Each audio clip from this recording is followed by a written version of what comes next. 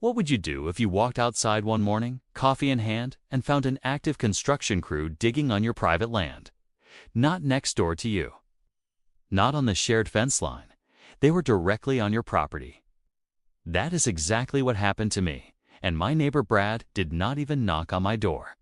There was no phone call, no text message, no note left behind. Just a crew, a pump, and a massive assumption that they could do it.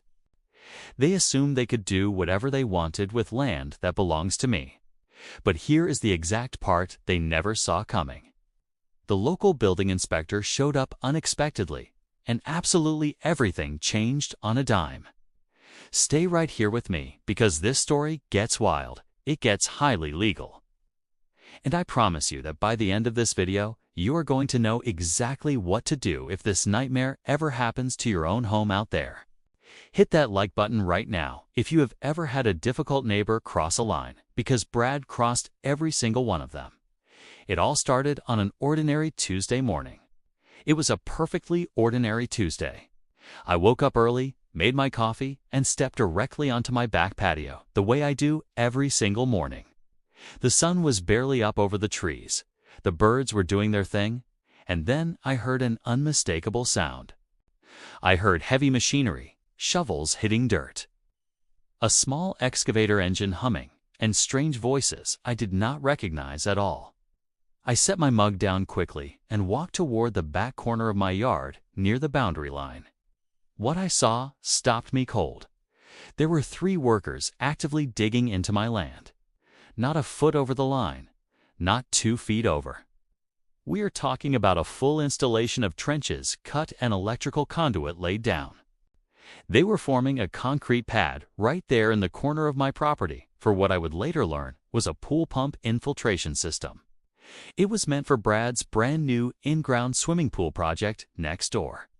I approached the workers calmly and asked who authorized this project. They pointed directly toward Brad's house and said that they were just doing what they were told. I walked over to his front door immediately. I knocked loudly. There was absolutely no answer. I knocked again, but nothing happened. I called out his name into the silence. Brad, who had apparently planned all of this intrusion, was nowhere to be found anywhere. He just assumed I would not notice or would not care about it. He was completely wrong on both counts. Now let me be clear about something before we go any further. I am not a confrontational person by my nature. I do not enjoy conflict at all. I believe in being a good neighbor. But there is a very literal line in this case, one surveyed and recorded in official county documents, and what was happening was a textbook violation. This was an intentional encroachment on private property. I did not overreact. I went back inside, I finished my warm coffee, and I got straight to work. The first thing I did was pull out my property survey document. I had received it when I purchased this home and had it filed away safely in a drawer I had not opened in years. I unfolded it carefully, laid it on the kitchen table, and compared it to what was happening outside. There was absolutely zero ambiguity about the lines. A pool pump installation was at least 4 feet inside my property boundary. Next, I did what every smart homeowner in this exact situation needs to do immediately. I photographed everything. I went back outside, acted completely calm, and took photos and video from multiple angles. I captured the workers, the equipment, the open trench, and the freshly formed concrete pad clearly. Critically, I captured multiple reference points back to the fence line and the original property markers. I wanted documentation that was airtight and time-stamped. Then I went online to check the county records. Here is something most people do not know. Every permitted construction project is logged in public records. I searched Brad's address online. I found a pool permit. I easily found the associated electrical permit. But when I cross-referenced the site plan submitted with those permits, the pump pad location shown on paper was not the location being installed on the ground. The location being installed was fully on my property. That massive discrepancy meant only one thing. Whoever submitted those plans either made a mistake or was hoping nobody would look too closely. The permit they filed said one thing, but the ground told a different story. By mid-morning, I had made 2 crucial phone calls. The first call was to my county's building and zoning department. I explained exactly what was happening: an active installation that did not match the site plan. It was occurring entirely on my private property. The woman I spoke to was polite but businesslike. She asked for the permit number, the address, and my contact information. She said an inspector would be dispatched. The second call was to a real estate attorney I had used when I purchased my home. I left a clear voicemail explaining the situation and asked for a call back as soon as possible. I want you to hear this clearly. Getting an attorney involved early is not escalating the fight. It is protecting yourself. You are not being dramatic at all. You are not starting a war. You are simply making sure that you speak with total authority. By noon, Brad had still not come to the front door, had not called my phone, and had not texted me. The crew was still working. I walked back out, approached the foreman, and this time I was much more direct with him. I told him calmly, clearly, and without raising my voice that I had documentation showing this installation was on my property. I told him I filed a complaint with the building department and an inspector was coming. I asked him to pause work. He made a phone call. Work slowed down but did not stop completely. I went back inside and waited. About 2 hours later, an official county vehicle pulled up in front of Brad's house. The inspector, a heavy-set man in his 50s carrying a clipboard and a measuring wheel, walked around to the backyard. I introduced myself, showed him my survey, and walked him through what I had documented so far. He was quiet for a long time. He pulled out his own copies of the approved site plan. He looked at the active installation. Then he looked at my survey markers. He pulled out his measuring wheel to verify the lines. And then he said something I will never forget for the rest of my life. He looked at it and said, "This is not where this is supposed to be." The inspector measured from the surveyed property marker to the pad.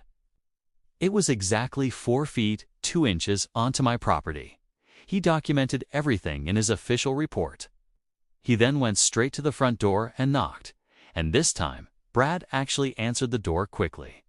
I won't recount the exact conversation because some of it is now part of an ongoing matter, but what I can tell you is that the work was ordered to stop immediately.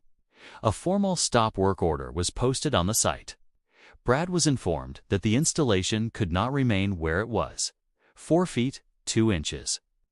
That is exactly how far onto my private property they built it. It was measured, documented, and completely undeniable. Brad's face at that exact moment was something I won't forget. He was not angry, he was completely shocked. I think he genuinely believed either that I would not notice or that I would not fight back against it. Or perhaps he thought the survey line was close enough that nobody would make a big fuss about it. He was completely wrong about every single one of those assumptions. After the stop work order, things moved formally. My attorney sent a certified letter to Brad outlining the encroachment, the documented evidence, and a firm demand for complete removal and full restoration of the property back to its original condition out there. This included the full cost of any remediation. That letter established a written record that would matter enormously if this escalated to court. Here is what I want every single person watching this to understand. Property encroachment is not a minor inconvenience at all. It is a serious legal matter with real consequences. If you allow an encroachment to continue unchallenged, you can jeopardize your own ownership rights. This happens over time through a legal concept called adverse possession. That means if a neighbor uses your land openly, continuously, and without your objection for a legally defined period, they can claim it. The period varies by state, but is typically between 5 and 20 years. They can potentially claim legal rights to that portion of your property. It sounds completely insane, but it is real. It is the actual law. The pool pump installation was ultimately removed from my land. It took time. It took legal letters. It took 2 more inspector visits. And it took a significant, costly repair to my lawn and my landscaping area. Brad paid for the entire remediation as part of the legal resolution. We are not friends now, but we are not enemies either. We are just people who live next door to each other and understand where the line is. If you ever find yourself in this situation, and based on the comments I get on this channel, more of you will than you expect. Here is your action plan. First, document everything before you say a single word. Second, pull your property survey and compare it to what you are seeing. Third, call your county building department if any construction is involved. Fourth, contact an attorney before you escalate in person. And fifth, and this is absolutely critical, do not wait. Every single day you wait is a day the encroachment becomes more established, more expensive to remove, and much more complicated to fight in a court. The best thing I ever did was not react and document everything before saying a word. I am sharing this because I know someone watching right now is dealing with something similar. A neighbor who let a fence drift, a structure that crept over the line, or a driveway that somehow widened into your easement. You are not alone and you are not powerless. Know your land, know your rights, and do not be afraid to enforce both. If this video gave you information you needed, do me a favor and drop a comment below. I read every single one. Tell me if you have had a neighbor cross a line, literally or figuratively, and what you did about it. Your story might become the next video on this channel.